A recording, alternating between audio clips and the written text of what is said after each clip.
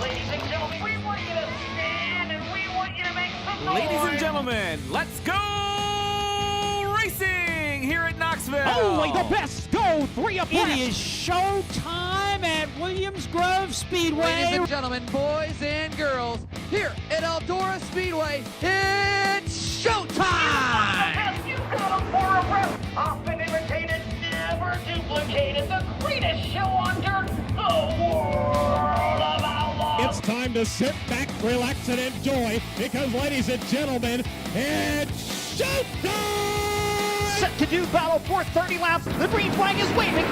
Hello again, it's MRN's Wing Nation presented by Hercules Tires. Ride on our strength. We are so glad you joined us. Erin, Evernham, and Steve Post. And we're going to talk with David Gravel, the most recent winner with the World of Outlaw Craftsman Sprint Cars. And a great story, Jeremy McEwen with the ASCS ran and won in the Frontier region out in Wyoming, won a race. But an amazing story, an amazing last few months for Jeremy McEwen. So good stuff. We're glad you joined us. As I mentioned, alongside is Erin Evernham. How are you? Good, very good. The post-Knoxville hangover is over now. It's not over. It's not still over, lingering yeah. a little bit. But... Still lingering. Every once in a while, someone will post a picture or a memory or something like this that. This morning, I don't know if you saw Yeah, on your Twitter, coffee cup, my yeah. mug that I got at the flea market there. I know. How about that? Yeah, I know. That flea market was legit. Did you check it out? I didn't check that out, Yeah. no. Flea market, what was it called? It was Sprint Cars in Mason Jars flea market. Sprint Cars and Mason Jars. Awesome. Yeah, exactly. Right up my alley. I missed that. I need to It was check that good, out. yeah. Just, okay, well, then we'll just have to go back next year so I'll check it out. Darn. Darn the luck. There we have it. So we will have to do it. But great stuff. Great weekend of racing across the board. And let's talk a little bit about it. It's our Classic Ink screen printing and embroidery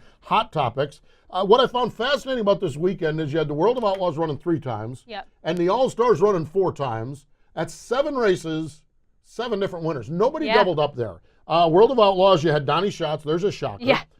Jason Johnson picked up a win. That was neat Great to for see, Jason to win. And David Gravel, not a shocker. Yeah. Okay?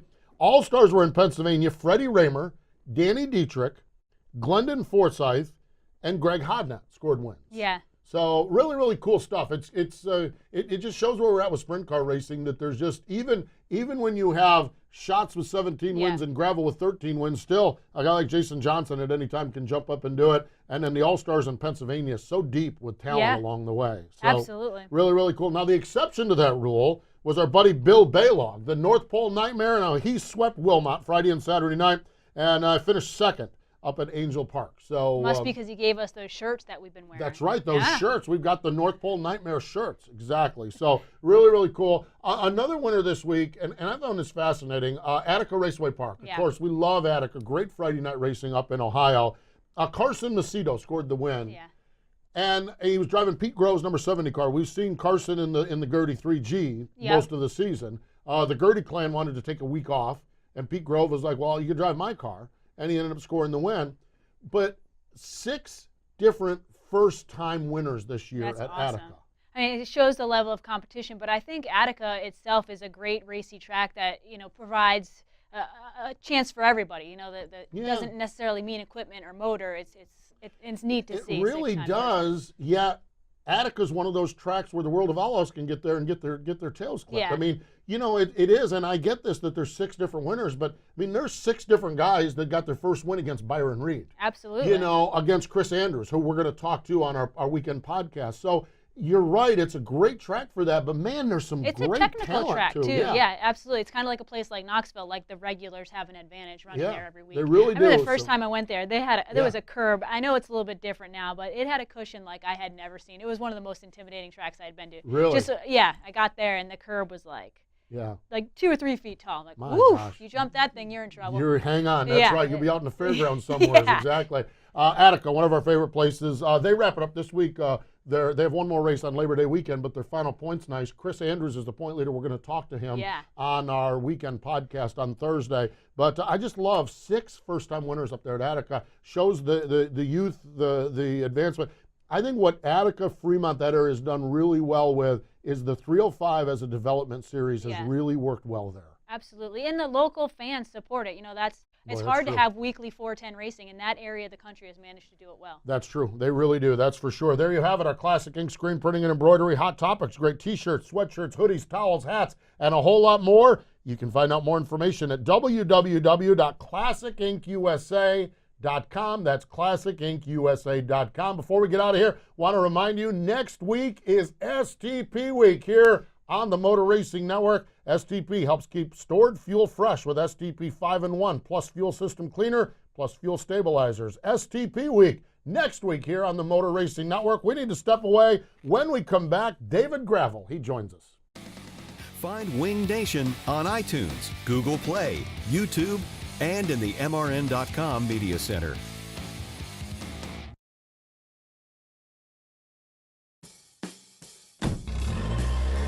Citywide to countryside, whatever you drive, wherever you go. Hercules Tires has the value, selection, and industry-leading warranty to get you there, no matter where the road takes you. To learn more, visit HerculesTire.com. Hercules Tires, ride on our strength.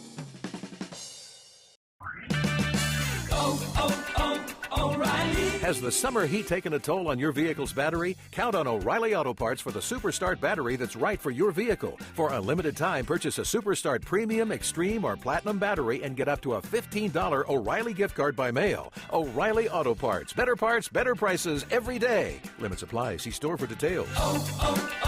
O'Reilly Auto Parts. Hey, this is Dale Earnhardt Jr. here. When I have friends and guests at the track who want to hear me during the race, appreciate all the hard work. I send them to Racing Electronics. Dale Earnhardt Jr. will win. That's because if you're not listening to all the action live, you're missing out. Go to racingelectronics.com to pre-rent for great discounts on scanners, Second flag right here, big wreck in your mirror, and Fan Vision rentals. Checkered flag, ready to fly. It's Earnhardt in turn 3. Or see Racing Electronics and Fan Vision trackside at every NASCAR race. I love you, man. Thank you. Unbelievable. Hi, I'm Jeff Gordon, and now back to Wing Nation. Thank you, Jeff. Welcome back. It is MRN's Wing Nation, presented by Hercules Tires, right on our strength. And let's go right to the hotline. Joining us now, fresh off from a win Sunday night at Nodak Speedway up in North Dakota, David Gravel's on the line. Hello, David. Welcome into Wing Nation. Thanks for having me. Great to catch up with you. Really, to me, to talk about the win on Sunday night, we kind of have to talk about the last 10 days of your life. How, you think other people had a hangover in Knoxville. You had the worst hangover of anybody in Knoxville. I'll guarantee you that. How big was it to get that win with all of the Knoxville disappointment behind you now? It was definitely good. You know, it didn't hurt us confidence-wise. You know, I thought we were the best car all week, so we knew we were fast. Just good to get back in victory lane. We actually struggled all weekend, Friday and Saturday. And to answer back with a win Sunday, it was definitely a good way to end the weekend. David, I know you said that you knew you were good and you feel really confident because what happened at Knoxville was a part failure. But talk about the disappointment. You only get to race the Knoxville Nationals once a year. It's the biggest race of the year. So talk about a little bit about the emotions leaving Knoxville. We haven't had a chance to talk to you since before the A-Main, where you were starting on the pole and pretty excited. Yeah, it's one of those things. That week was a heck of a roller coaster ride. You know, you started in the highest of highs, and winning your prelim night and starting on the pole, and to do everything right in the A-Main. It's one of those things. My tires looked perfectly good the first 23 laps, and we just had a crank failure. It was the sixth race on the motor, and the crank pretty much is broke in half, where typically the crank is the strongest part probably on our whole race car as a whole. Typically that never happens, so it was just a freak thing, and it was definitely, I wouldn't say depressing, but I wanted to go to sleep after Saturday. I didn't want to go out and hang out or go to Dingus or anything like that. I just wanted to go to bed. So it's something that hasn't been done in a long time, the week we had, and I just wanted to see how the race played out. Even if I didn't win the race, if I ran second, I just wanted to see how it played out. But I was pretty confident in our car, and so is Barry, and we can't hang our heads on the week we had. No, absolutely not. You can hang your head about the results. The results were not what we were looking for, but the car and everything you could control was certainly stout, that's for sure. And I do want to give you credit. When that was over, the last we heard, you were signing autographs in the pit area. and that just cannot be fun no matter what, but I know how you love your fans along the way. David, fast forward into this past weekend. You said you struggled on Friday and Saturday night. You actually brought down the backup car. I'm just an idiot radio guy. How are these different? How does that fix everything? What were you struggling with that your secondary car was able to fix? Just to kind of describe the struggle and overcoming that. Well, really, the cars are nearly identical. Yeah.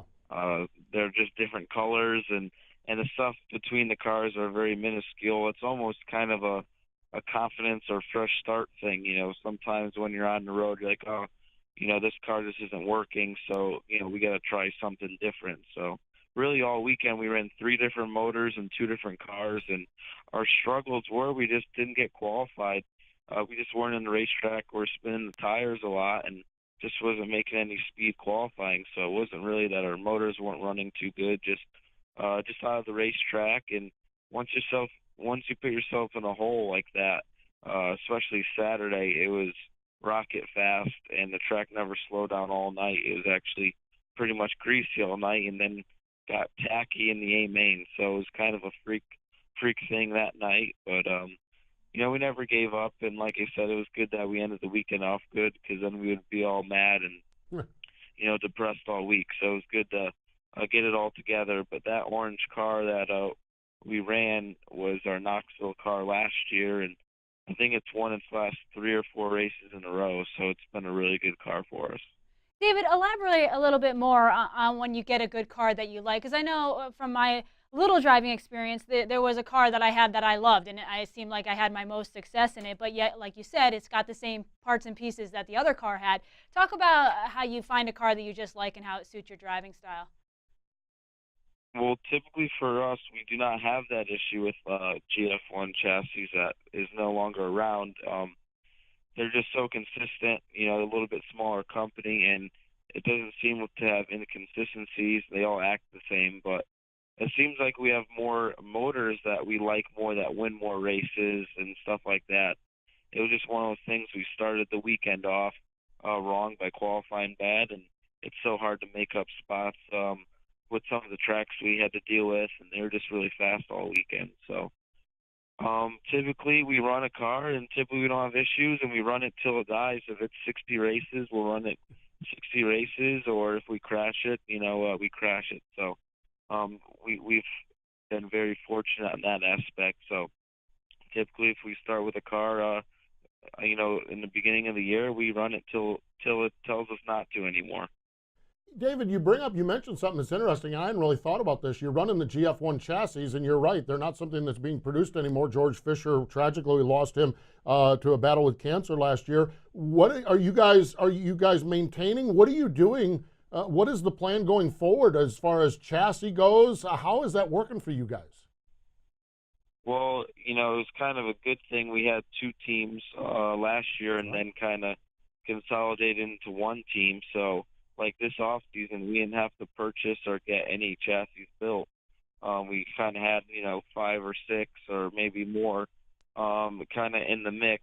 And the future, I think we're gonna Barry Jackson owned JEI chassis originally, and GF1 bought out JEI chassis. So really a standard GF1 was a JEI chassis from when Barry owned the company. So he's capable of building anything on that race car, and I think we're just going to kind of do in-house and kind of maintain our chassis, and if we have to build 1 or 2, we will. So we're not really struggling for that, because we're lucky we have Barry Jackson, the fabricator and chassis builder. That's a very good point. Very strong point. Final question for you, because we need to cut you loose. All right, David, we're watching you race out there. Watch that heat race out at Knoxville, okay? In your mind, is the cushion just a suggestion? Because you were 4 wheels, like everyone else, they run the bottom, the middle, or the cushion, and you're way up above the cushion. What goes through your mind with that? Because nobody else goes up there. Like I said, is the cushion just a suggestion or an option for you? Well, for me, I'm at a huge advantage. If I was in Heat 4, I wouldn't have been able to do what I did. It was one of those things. Yeah. I knew I had to do something. If I just kind of, followed those guys, I probably could have ran fourth or, maybe third in that heat race. But I know I had to go, and it was padded down nice. So really it's a smooth track up there for the first heat race, and it just has a bunch of grip. But not everybody could go up there, one, because of their car. We kind of planned for that to be free enough to roll up there and all that grip. And two, it takes confidence and a little bit of balls to go up there on the first lap, first corner. And I'm just glad it worked out. It was one of those things, it's in the moment, you had to go and try something. So I tried it the first lap and was like, oh, wow, this worked really good. So just kept sticking with it and, was able to get the lead fairly quick. So it was definitely really cool. And, people came up to me all week, said, oh, that was the best heat race I've seen since, Steve Kinzer used to do it back in the day. And it was really cool. And how many fans came to me after the races on Saturday, even though I DNF'd. I don't know how many there was, but there was a couple hundred people. And it was cool to see the support and see the gravel shirts out there for sure. Well earned. That's for sure. Well earned, young man. Thanks for the time. Continued success as you guys head west. Thanks for joining us here today. Thank you for having me again. Hopefully we'll talk to you again this year. Indeed. Absolutely. I'm sure we will. Driver of that big game, that Muddy at GoMuddy.com. CJB Motorsports car. That's David Gravel. We need to step away. Jeremy McEwen is coming up next. Hi, I'm Dale Blaney, and you're listening to Wing Nation on MotorRacingNetwork.com. Classic Ink USA Screen Printing and Embroidery is constantly testing the limits of custom racewear and specialized embroidery. Headquartered in Western Pennsylvania, Classic Ink holds the highest standard, maximizing your return as well as the ultimate customer satisfaction. From track swag fanwear to quick crew crewwear, Classic Ink has you covered. Their dedicated staff and designers will keep your race team and fans looking sharp. Contact Classic Ink today and get your team ahead of the competition. www.classicinkusa.com. That's Classic Ink, at the track and on your back. For over 50 years, drivers in sprint car, midget, micro, modified, and even dirt late model have taken a checkered flag on Weld racing wheels. Legendary drivers like Joe Saldana, Carl, Mark, and Steve Kinzer, Doug Wolfgang, and countless other racers have trusted Weld racing wheels for their superior strength and lightweight construction to finish ahead of the competition. With 50 years of race-winning engineering and technology, American-made Weld racing wheels are designed and built to withstand virtually any abuse you throw at them. Weld Racing. Proven speed. Hi, I'm Rico Aber, and you're listening to Wing Nation on MotorRacingNetwork.com.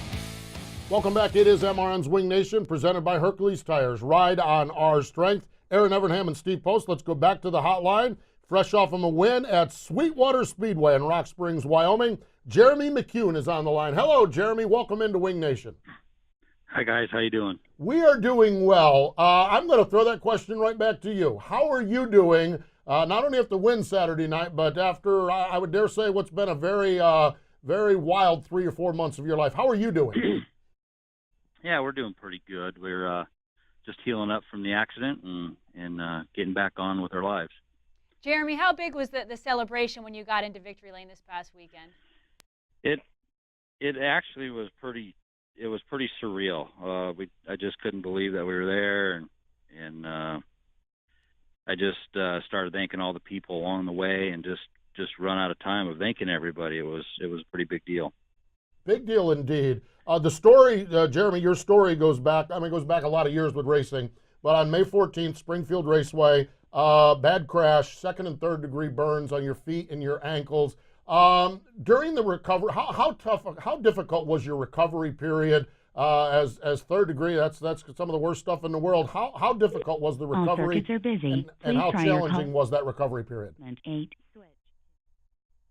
Oh, we've lost him. Okay, so we will try to get him back and see if we can get him. Yeah, I wondered who that nice automated voice was in my ear. Exactly. So that'll happen sometimes when we're dealing with cell phones and everything else. So. Indeed, let's do this. Let's talk real quickly while we're trying to reconnect with Jeremy. Oh, okay, we got him back. Jeremy joins us here on the line. Jeremy, my question was, how difficult was the recovery from that crash back in May? What you went through with that? Yeah, it was probably the most difficult thing I've ever been through in my life. a guy just doesn't realize how active he is until something like that happens and you're laid up, and I wouldn't wish that upon anybody. Jeremy, when you went through all that, was there a time that you wanted to just hang up and never do it again? Or were you one of us, obviously it seems so, that the motivation to get back in the race car actually helped the recovery? Yeah, it wasn't even a question whether I was going to get back in or not. I mean, this is just all I've ever done, and it was just a matter of time of when I could. Yep. And I'm not going to lie, the first time I got back in the car and fired it off, I was definitely nervous. I can imagine. I can imagine. That really is an absolutely amazing moment after going through what you went through. Jeremy, you talked about thanking all of the people. The sprint car family, we might squabble amongst ourselves and we might do a little bit of screaming and hollering at each other along the way, but it is pretty amazing. I can't imagine the outpouring that you had, and the outpouring even since Saturday night has had to be pretty amazing as well. Yeah, it's pretty humbling. Just, you meet people along the way and you consider them your friends, but you don't really know until you get that phone call or that text or a card in the mail or anything on Facebook just saying, hey, man, hope you're doing well. We're thinking of you. And it was, from the night at Springfield when everybody packed up and left because of the safety issues and in my respect. And I mean, it's just amazing. The racing family, there is second to none. Absolutely, couldn't agree more. I saw an awesome GoFundMe page set up, and along those same lines, I'm really good friends with the Clausens, but talk a little bit more about the racing community and how, I think, was it on one of the Hans set up one of the pages? Just how much they wrapped their arms around you and supported you. Yeah, again, it's just, like I said, real humbling, and for them to get, the Hans to get right on board, and Brian Hulbert, and of course, if you guys don't know the story, Blake Hahn is the one that got out of the car and put me out of fire. It just, like I say, I'm just in gratitude of everybody and everybody that helped me on the GoFundMe page, the Steve King Foundation, all that. I mean, where do you start? It's just, and you never end. I mean, it's just, I could just keep going on and on and on about that. It's funny, I sit here not shocked that the Hahn family, Blake Hahn, Brian Herbert are names you mentioned, the Steve King Foundation, not shocked at all. All right, Jeremy, so you got that win out of the way. Where do you go forward from here? What's the plan for the balance of the year as far as your racing goes? Well, first and foremost, my racing career has always been about having fun, and to be able to have fun and actually win one again finally, it just tops it off. It just goes to prove that you still can have fun and take this with ease and not get so wrapped up in it like I have times before. If anything that I brought out of this is make sure every time you put that fire suit on, every time you put that helmet on, make sure you're having fun and smile. Well said. Well said. It had been a bit of a dry spell for you from Victory Lane, and such a great victory on Saturday night there in Wyoming. Jeremy, we appreciate your time. We appreciate you sharing your story. I know sometimes talking about fun stuff like this is not necessarily fun because it is a tough recovery. But we appreciate you sharing your story, your passion for the sport. We love that you went to Victory Lane, and keep having fun, and appreciate the time. Thanks, guys. I appreciate you letting me on the show. There we go. That's Jeremy McEwen. Have fun. Yeah. Pretty good message right there. Yeah. We can really get twisted up at times on this stuff, but it's sprint car racing. Not take it too serious. It's sprint car racing. It's a great message. And this from the guy that had second and third degree burns on his feet, telling us to have fun. Yeah. Pretty good message, that's for sure. Hey, we need to step away. We'll be back with more in just a moment. Hi, I'm Craig Kinzer, and you're listening to Wing Nation on MotorRacingNetwork.com.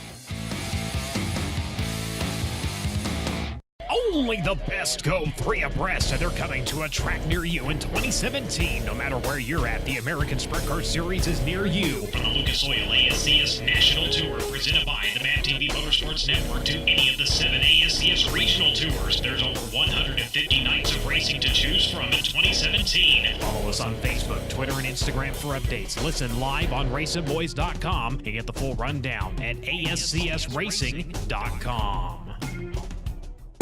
The National Sprint Car Hall of Fame and Museum's newest feature exhibit is our Salute to Champion Sammy Swindell, June 9th through October 15th, at the only museum in the world solely dedicated to sprint car racing, the National Sprint Car Hall of Fame and Museum in Knoxville, Iowa. Stop in and check out 8 of Sammy's original race cars and see his trophies, uniforms, and more as you learn about his outstanding career. The Salute to Champion Sammy Swindell is only this season at the National Sprint Car Hall of Fame and Museum in Knoxville.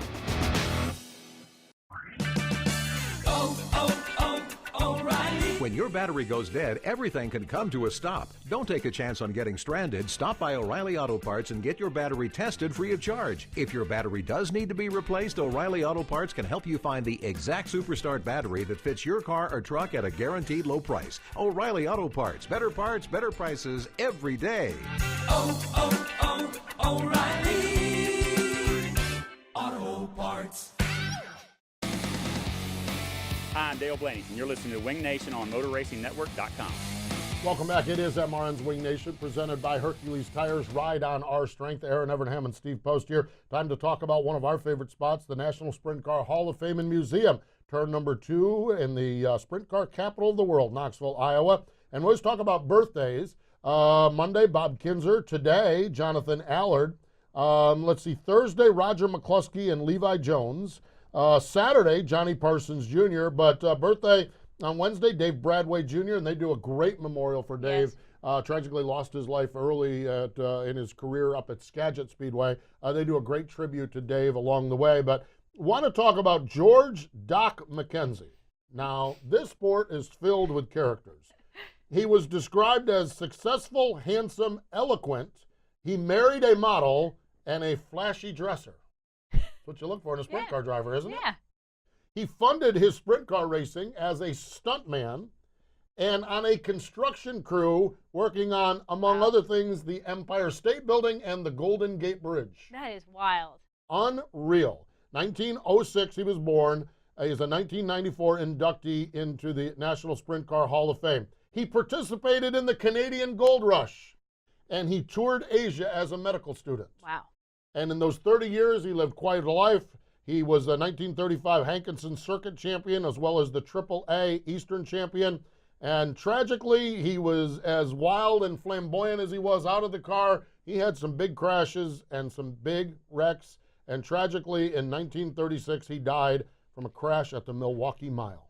And just an amazing story. He actually, a few months earlier, was in the hospital and got married in the hospital to the model or something. I mean, just this crazy life. Wow. He was fodder for all of the newspapers. Everyone loved his story. That's cool. Tragically, George Doc McKenzie, but he's a 1994 inductee into the National Sprint Car Hall of Fame, and you can find his story and more stories like that at the Sprint Car Hall of Fame. I'd like to remind you of their gift shop at sprintcarstuff.com. Sprintcarstuff.com, greatest collection of sprint car products that you can buy across the board. So there you have it. Hey, I want to mention something tonight. Fremont Speedway, and I love what Rich Farmer has done with this, okay? It's on the Sandusky County Fairgrounds, okay? And for years and years and years, they would shut down the racetrack and have the fair, okay? Farmer somehow convinced them last year on opening night to run the 305s, okay? Now, the 305s, the teams, they have to unload their stuff, cart it all in. I think they might pit in the infield. They have, I mean, and these are 305 teams. These are not the 410 teams with the bulls and everything like that. Exactly. They're used to doing stuff like that. The 305 teams, they have to unload the transporters. They have to bring it all in because it's the fair week. And there's funnel cake stands everywhere, which is not a bad thing. No. Last year, it was the sprint cars opening night. It was the biggest crowd in the history of opening night at the Sandusky County Fairgrounds. That's awesome. So I certainly hope that all the 305 teams, Rich Farmer and everyone up there, have a really successful kickoff to the Sandusky County Fair. And I love that we're bringing sprint cars to the masses. Absolutely. And that's what we are. And exposing this is it to big new event. eyes. Exactly. Big event for the 305 drivers, and I hope they have a wonderful night up there for sure. Let's see, coming up on we're talking about Fremont and Attica. Coming up on Thursday, our Wing Nation weekend, Chris Andrews is going to join us. He's the point leader at Attica. And on Saturday, MAV TV show, Tim Schaefer's going to join us. Steel City Outlaw. The Steel City Outlaw. One of my baby. favorite nicknames. Oh, isn't he? And he's awesome. From Aliquippa. From Aliquippa, exactly. Hey, we appreciate David Gravel and Jeremy McEwen for joining us. Thank you for joining us as well. You've been listening to Winged Nation, presented by Hercules Tires. Ride on our strength. You can also find Winged Nation on iTunes, Google Play, YouTube, and in the MRN.com Media Center. Winged Nation is a production of the Motor Racing Network. All rights reserved.